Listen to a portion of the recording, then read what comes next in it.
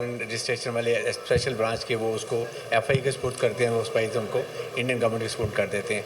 Likewise airport से जो जाएंगे उनका भी यही तरीका कार है तकरीबन। तो I think we wanted to be very clear about it. अभी मैं आपको डिटेल बताना चाह रहा था कि 2000 पहले से लेके 2022 तक जो टोटल लोग गए हैं वो बहुत कम थे, जिसमें इंडियन नेशनल 7 थे, चाइनीज़ 1, ब्रिटिश 1, अफ़गान नेशनल थे 323 और बांग्लादेशी 150 थे 150 और तंजानियन नेशनल 3 थे और इस नाइजीरियन नेशनल 4 थे। टोटल 530 लोग थे टोटल, जो 2022 दिसंबर तक जा चुके हैं। लेकिन उसके बाद इस साल से थोड़ी ज़्यादा प्रोग्रेस हुई है, क्योंकि नो कि हमें काफ़ी प्रॉब्लम्स हो रही हैं, मुल्क में टेररिज्म हो रहा है। रबीउल अव्वल पे आपने देखा क्या कुछ हुआ है मस्तूंग में, उसके बाद हंगू में।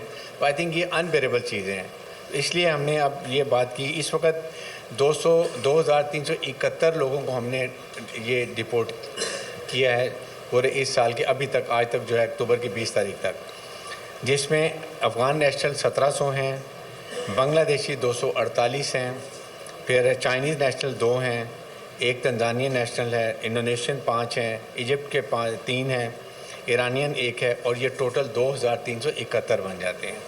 तो आई थिंक ये स्टेट है। और जो हमारे पास क्योंकि जेलों में है तकरीबन 1218 हमारी जेल में जिनके केसेस पेंडिंग है, और जो ही केसेस फाइनल हो जाते हैं तो हम इनको भी इंशाल्लाह यहाँ से अपने मुल्कों में भेज देंगे।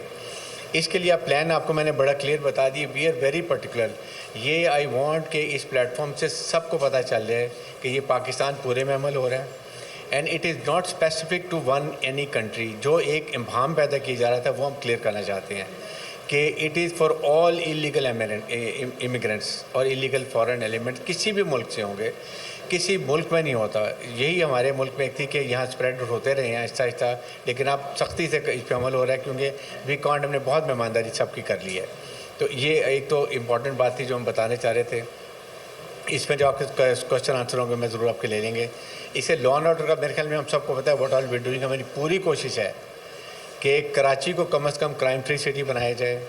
इसके साथ फिर आपको मालूम है सेकंड कि यहाँ पर जो ड्रग्स का प्रॉब्लम है, हमारे बच्चियाँ स्कूल के तकरीबन 65% हमारी यूथ है, और उसमें ये जो आइस है और फिर उसके बाद हैश है, फिर कोकेन, ये चीज़ों में जो इंडल्ज हो रहे हैं ये बड़ा ख़तरनाक है, क्योंकि ये 19 से या 18 साल से 30 साल के बच्चे और बच्चियाँ जो ज़्यादा इनमें इंडल्ज हो रहे हैं।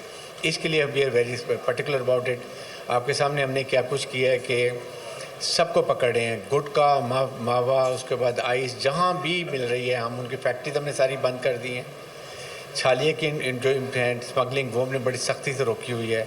उसके साथ आप जो इलीगल एंटी स्मगलिंग एलिमेंट्स हैं वो हमारे डीज़ल, ऑयल, ये चीज़ों में हम बड़ी सख्ती कर रहे हैं। और कहीं से भी आती है, ये बलूचिस्तान के हमने बॉर्डर को सील किया है, वहाँ से आती है, हमने बहुत ज़्यादा तादाद में इसको पकड़ा है। उनके बाउज़र्स जिसमें ये आते हैं, या ट्रक जिनमें छुपा के लाते हैं, या ऐसी गाड़ी से खुफिया खाने होते हैं, हमने वो भी इम्पाउंड कर दिए हैं। ये भी हम we are very particular about it.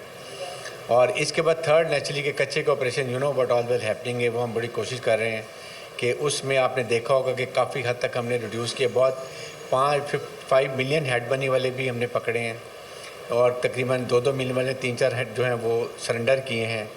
उसके बाद अभी काफ़ी विलेजेस सरेंडर करना चाह रहे हैं। दे वांट सम श्योरिटी, हम दे रहे हैं कि हम लीगल एक्शन करेंगे, किसी को एक्स्ट्रा जुडिशियल हम कोई काम नहीं करना चाहते। We are very particular about it. और थर्ड जो लैंड ग्रैबिंग, आई थिंक अभी मेरे तो कम अज़ कम आई कैन एश्योर कि किसी की कोई अभी कंप्लेन नहीं कि कोई नई बात हुई हो।